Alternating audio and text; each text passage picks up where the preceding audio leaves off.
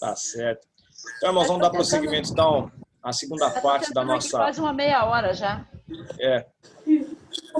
A segunda parte da nossa quarta aula, eu quero falar agora sobre essa questão do navio de Teseu, que nós já começamos a falar, né? Vocês estão vendo aí, não?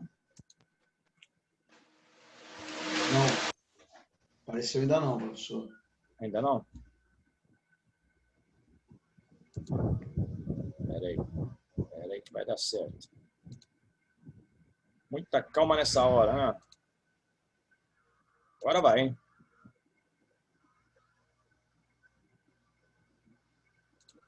Oi?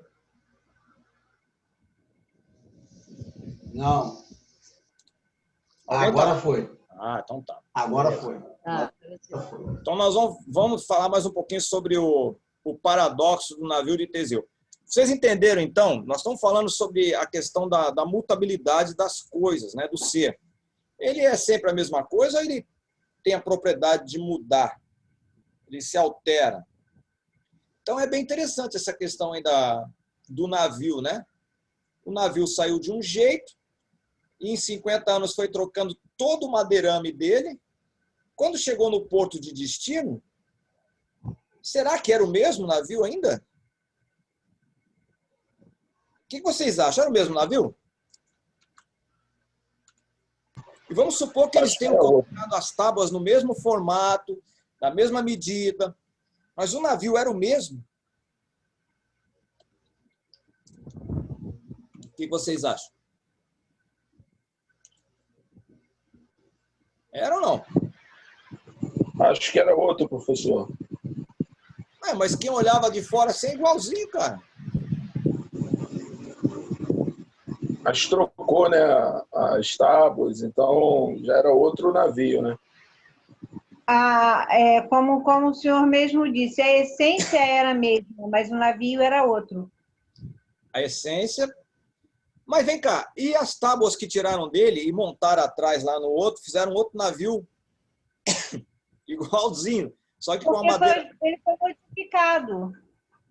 Então... A essência do navio continuou a mesma, a estrutura continuou a mesma, mas tudo nele foi sendo modificado conforme a necessidade. Mas a estrutura continuou a mesma. Então, nós vamos complicar um pouquinho mais a história aí. Então, fruto de uma relação dupla de Hera, então, dá para falar aqui do Teseu, né? O pai dele aí teve essa é coisa de deuses, mitologia, né? O pai dele teve um relacionamento com a deusa Hedra. Foi um relacionamento de Hedra, né? Com Egeu, rei de Atenas, e Poseidon. Teseu foi importante na mitologia grega. Sua façanha mais conhecida foi derrotar um minotauro no labirinto de Creta, que se alimentava anualmente de 7 rapazes e 7 moças atenienses como parte de um tributo. Então foi estabelecido esse tributo, então o Teseu foi lá para resolver isso. Bom, muitos filósofos tentaram solucionar esse enigma, né? Eu quero dizer para vocês que essa questão aí, se era outro navio, se não era, isso é um enigma, ninguém sabe o que aconteceu, é algo para se pensar. Será que é o mesmo navio? Embora tenha o mesmo formato, mas será que a essência é a mesma mesmo? Será? Ou será que o navio de Teseu foi aquele que foi montado lá atrás? Houve simplesmente uma substituição daquele que estava na frente, foi sendo desmontado e montado lá para trás, tipo, navegando atrás lá, alguém foi montando, né? Então, isso não é uma questão assim, não é. Isso é uma questão para se pensar. É um enigma. Então, um enigma não é uma coisa que você responde assim, né? É um paradoxo, é algo para se pensar. E os paradoxos, como eles conflitam, eles conflitam com a realidade, com a verdade, né? Eles conflitam com aquilo que está estabelecido. Então, quando a gente está tratando de alguma coisa que é conflitante, então é alguma coisa que vai trazer discussão. Discussão no sentido de conversar, né? De ter uma dialética, né? Ter um diálogo para a gente chegar num ponto, né? Chegar num ponto comum. Então, e a vida é assim, né, irmãos? A vida é assim, né? Não existe nada pronto, né? As coisas não funcionam num clicar de dedos, né? Existe um processo muito grande nas questões da nossa vida. Então, isso é mais um paradoxo, é mais uma questão para se debater. Então, muitos filósofos tentaram solucionar o enigma. O Heráclito comparou o navio e suas peças a um rio. Aí é o que eu falei para vocês, né? Suas águas são constantemente renovadas, mas ele é sempre o mesmo. Viu? Margarete acertou nesse aspecto aí da essência, né? A essência é a mesma, mas algumas partes, vamos dizer assim, algumas frações dessas substâncias, elas foram alteradas, né? Mas o rio é o mesmo, está ali está passando, está correndo, né? Aristóteles estabeleceu que uma coisa é definida por 4 causas. Nós já falamos sobre isso, vocês já até fizeram o trabalho. Nós temos a causa formal. Formal é a forma. Temos a causa material. Temos a causa final e a eficiente, não necessariamente nessa ordem. E em sua análise, entre os pontos A e B, falando da questão do navio, ele tinha que sair de uma cidade, lá de um porto, e tinha que chegar lá em Creta. Então, na análise aqui dessa viagem do navio, o navio só mudava sua causa material. Então, ainda era o mesmo. Então, o que foi mudando nele foi o material da qual ele era feito. Mas o navio em si, ele continuava o mesmo. Entendeu? Filósofos modernos também palpitaram. Tem um tal de Gottfried Leibniz, concluiu que não, usando a lógica de que X é o mesmo que Y, C, e apenas C. X e Y têm as mesmas propriedades e relações, e tudo que for verdade para X também é para Y. Já Thomas Hobbes jogou lenha na fogueira, dizendo: se um segundo barco for montado com as peças jogadas fora, qual dos dois será considerado o navio de Teseu? Essa é uma questão aí para a gente pensar, né? O paradoxo também ganhou novas versões. O filósofo John Locke pensou em uma meia furada. O John Locke era um outro filósofo, né? Veja que esse paradoxo aí, ele gerou outras coisas, né? Gerou outros paradoxos. Nós vamos mostrar até um outro bem interessante aqui. Então, John Locke, ele pensou tinha uma meia furada, e ele imaginou a meia dele furada. Se ele pegar aquela meia furada dele e costurar o buraco, se o buraco for remendado, aquela meia vai continuar sendo a mesma meia? O que você acha? É a mesma meia? Sim. No caso da meia, ele só tampou o buraco, né? Nosso entendimento, ele tampou o buraco. Mas a meia, a essência dela é a mesma. É mesmo. Claro que num plano original, aquela meia, quando ela estava na forma original, ela não tinha furo, né? Ela tornou-se furada. Então, a partir do momento que ele costura o buraco lá, aquela meia, então, ela volta ao estado original. Aí colocam aqui, né? Se um dia o teletransporte for possível e alguém for desmontado, você sabe o que é teletransporte, né? Alguém aqui já assistiu o filme da Jornada nas Estrelas? Jornada nas Estrelas, o cara entrava num tubo, né? Tem esses filmes de espaçonave, aí tem muitas essas coisas, chamado de teletransporte. Então o camarada entra num tubo, aí o tubo se fecha, um tubo de vidro, né? Aí ele desaparece, aí daqui a pouco aparece em outro lugar.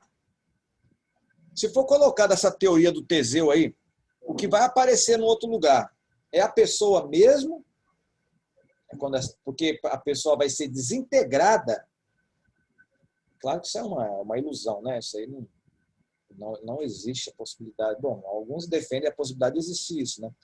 Mas hoje é praticamente impossível você fazer um teletransporte, né?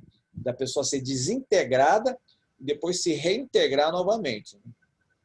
Então, eu não acredito que isso vai acontecer, né? Mas tudo bem. Então, se um dia o teletransporte for possível e alguém for desmontado molecularmente no ponto A e remontado no ponto B, vai ser a mesma pessoa? Será que terá as mesmas memórias e a mesma personalidade? O que vocês acham?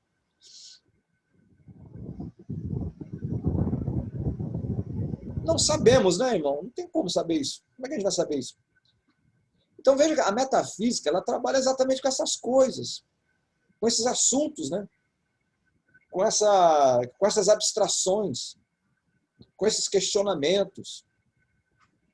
Né? Prosseguindo. Aí vem um outro paradoxo de Zeno, ou Zenão. Esse também é um filósofo pré-socrático, viveu de 490 a 430 a.C., lá de Eleia, das escolas eleáticas, né? O paradoxo é o seguinte, irmãos, esse Zenão. O pensamento é o seguinte. Desculpe. O paradoxo significa um pensamento, uma proposição ou argumento que contraria os princípios básicos e gerais que costumam orientar o pensamento humano. Então, tem um pensamento estabelecido. Se chega alguém e traz um novo conceito sobre aquele pensamento, é um paradoxo.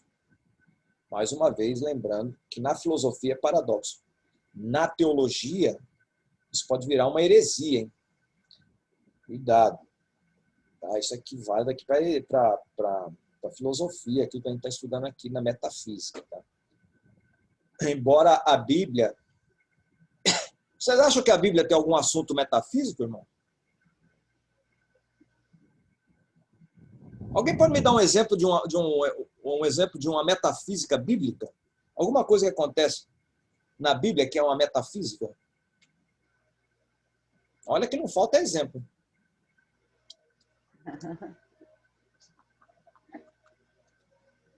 Um milagre é uma metafísica? O que vocês acham? Milagre é uma coisa que acontece toda hora? Bom, deveria, né? Se tivesse mais fé, poderia acontecer mais, né? Mas não. Então, uma pessoa está desenganada pelo médico, está com um laudo contrário a ela. Aí você, pela fé, disse assim, não, isso aqui não quer dizer nada. Eu já estou vendo ele de outra forma, né?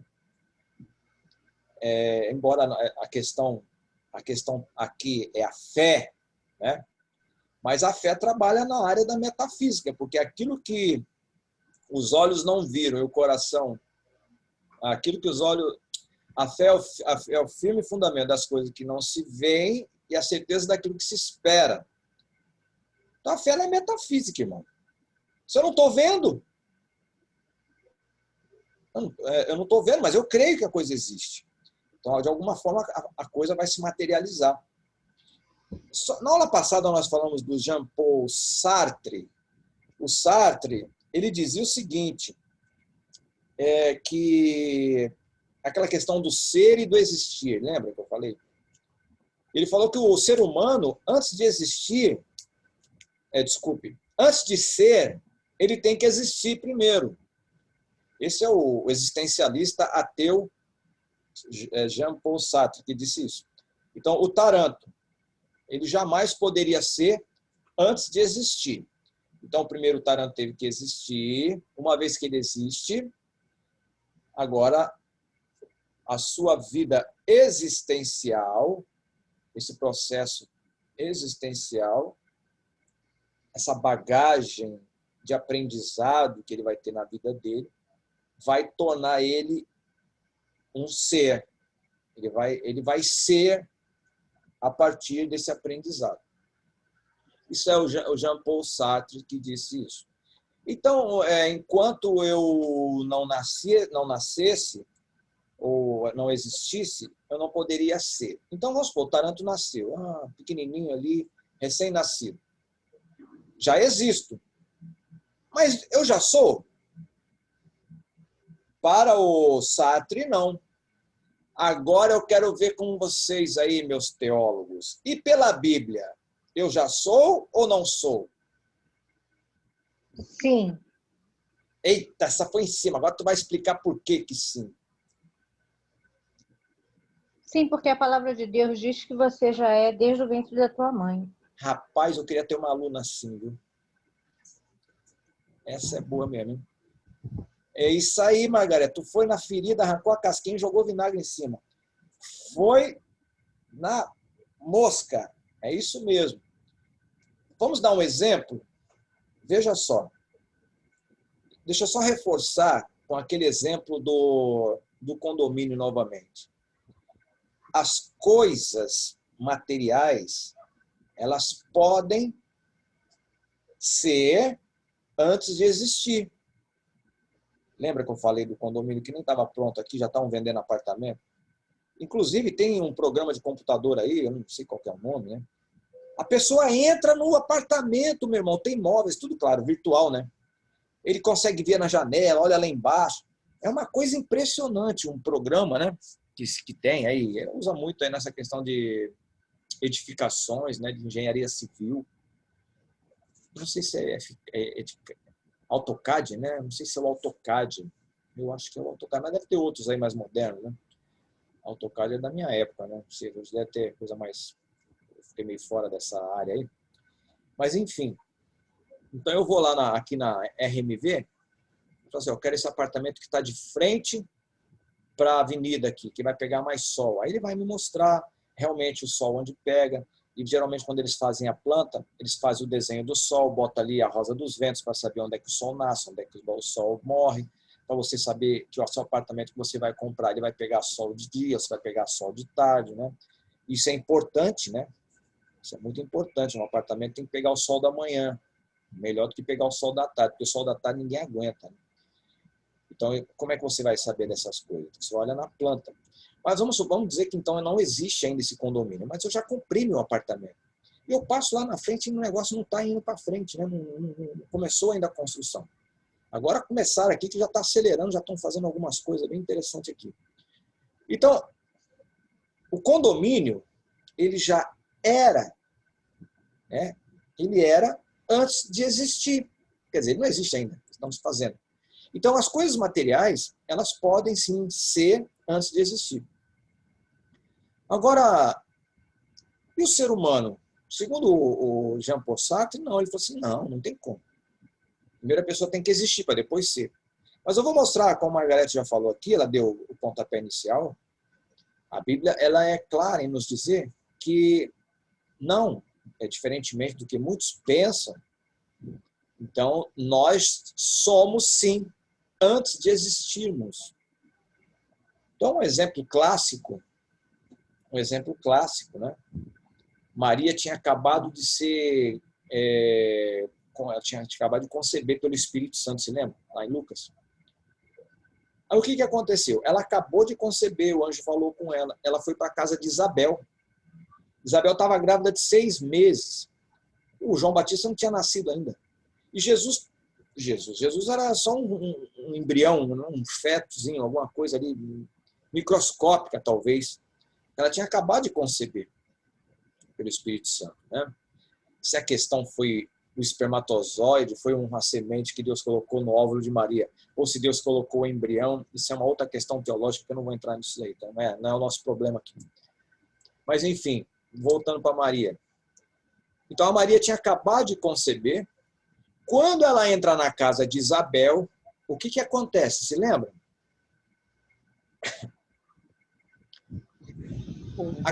E a criancinha, que é o João Batista, já estava com 6 meses, né?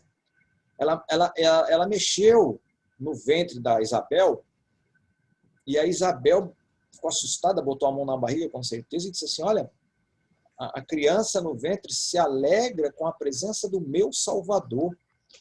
Mas que Salvador? Se Jesus tinha acabado de ser concebido ali, era uma coisa microscópica, era algo microscópico.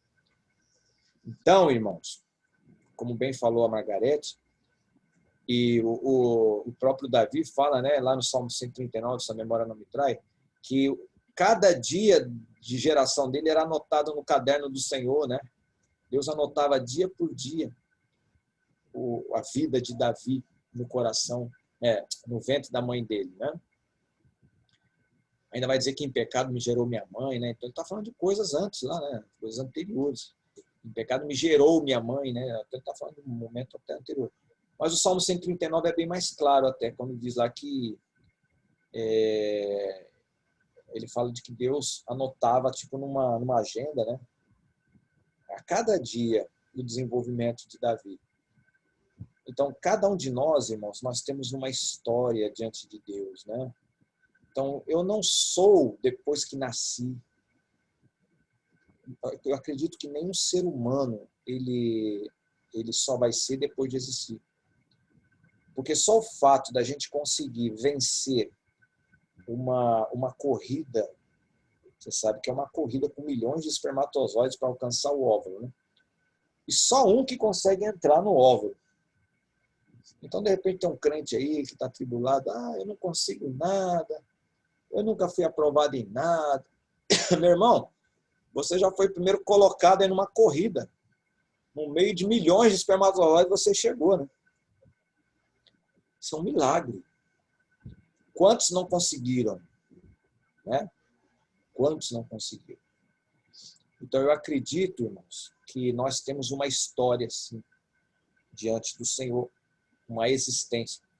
Eu não estou dizendo que a gente existia em algum lugar, não. Eu estou dizendo a partir do momento da nossa geração, né?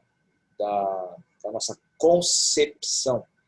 Quando o espermatozoide do pai entra no óvulo da mãe, ali já está começando a nossa história. Acontece um choque, né? Acontece um choque mesmo, choque elétrico. Então há uma descarga, uma liberação de energia nesse momento. Alguma coisa acontece. Não sei se é nesse momento também que a alma entra, a alma passa a existir, né? Também é uma discussão teológica, se nós somos traducianistas, sobre o traducianismo, sobre o pré-existencialismo da alma, ou sobre o criacionismo, né? Mas, enfim, também é outra discussão de outra matéria. Mas o que importa saber é que nós somos antes de existirmos. Tá bom? Então, grava bem isso daí. Alguém tem alguma pergunta a fazer? Tem aí? Tudo tranquilo? Então, paradoxo é um pensamento, uma proposição ou argumento que contraria os princípios básicos e gerais que costumam orientar o pensamento humano ou desafia a opinião concebida, que tem sido concebida, né? Concebida. Também ela vai de encontro à crença ordinária e compartilhada pela maioria. Então, também é um paradoxo. Também pode ser uma aparente falta de nexo ou de lógica. É uma contradição. Pregar o amor, um tipo de paradoxo, tem um exemplo aqui, né? Pregar o amor e espancar os filhos é um paradoxo. Dar estudo para casais, para o marido tratar bem a esposa e chegar em casa e bater na mulher também é um paradoxo, né? Tirar onda de santarrão na igreja, mas fora da igreja é um carnudo, um carnal, também é um paradoxo, apesar de estar vivendo em pecado, né? Que aí entra a questão espiritual também.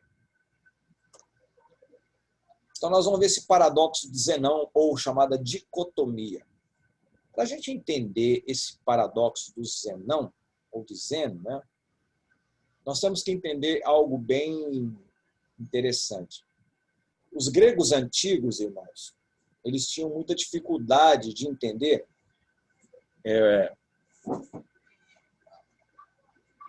processos infinitos. Então, eles não conseguiam entender essa coisa de infinito, coisa eterna. O que é uma coisa eterna que nunca mais vai morrer? Então, havia uma certa dificuldade. Não que não entendesse assim na profundidade, mas havia uma dificuldade, porque é muita discussão em cima disso, né? E um bem conhecido desses entendimentos com relação às coisas do infinito, né, foi o que deu origem a este paradoxo, chamado paradoxo de Zenão ou da dicotomia. O Zenão tem, pelo menos, eu não vou falar de um outro paradoxo dele aqui, então o primeiro vai ser da dicotomia. O que é isso? Veja bem, irmãos, preste bem atenção. Vocês estão vendo onde está? Se você não prestar atenção agora nesse princípio aqui, você não vai entender o paradoxo de Zenão. E se você prestar atenção, você vai ver, você vai falar assim, rapaz, eu nunca tinha pensado nisso. Olha só. Qual era a função do Zenão aqui? O Zenão dizia o seguinte, que eu jamais, vamos supor que onde está a ponta da caneta ali, seria o ponto A. E lá no final, aqui, ó, onde eu estou botando aqui o cursor, seria o ponto B, ok? Ponta da caneta, ponto A, e o final da jornada, ponto B. Vamos supor que isso aqui é um caminho que eu tivesse que percorrer. Da minha casa até a igreja, por exemplo. Ou da minha casa até algum lugar, até a padaria, onde você quiser. Tá? Vamos supor que tivesse, só para facilitar aqui o nosso entendimento, vamos supor que essa medida aqui, do ponto A ao ponto B, tivesse 10 metros. Só a título de ilustração para ficar fácil da gente entender. Ok? O que o Zenão dizia? Eu estou falando aqui, na questão metafísica, os gregos tinham muita dificuldade em entender essa coisa do infinito. O que é o infinito? Então Zenão vai dizer, olha, eu vou explicar para vocês, que o tempo não existe. O tempo é algo que... Esse tempo de forma linear, que vocês, que nós acreditamos, na realidade nós vamos ver que esse tempo não existe. Aí apareceu a mensagem aqui, ó, daqui 10 minutos já vai acabar de novo. Mas vamos ver, dá tempo pelo menos para a introdução aqui, aí a gente volta novamente. Então ele dizia que é impossível eu sair do ponto A e chegar no ponto B. Eu nunca vou conseguir sair do ponto A e chegar no ponto B. Porque a partir da metade do caminho, eu vou ter à minha frente, eu vou ter que vencer todas as metades dos outros caminhos. Calma que você vai entender. De novo. Eu tenho que me deslocar do ponto A ao ponto B. 10 metros, vamos supor.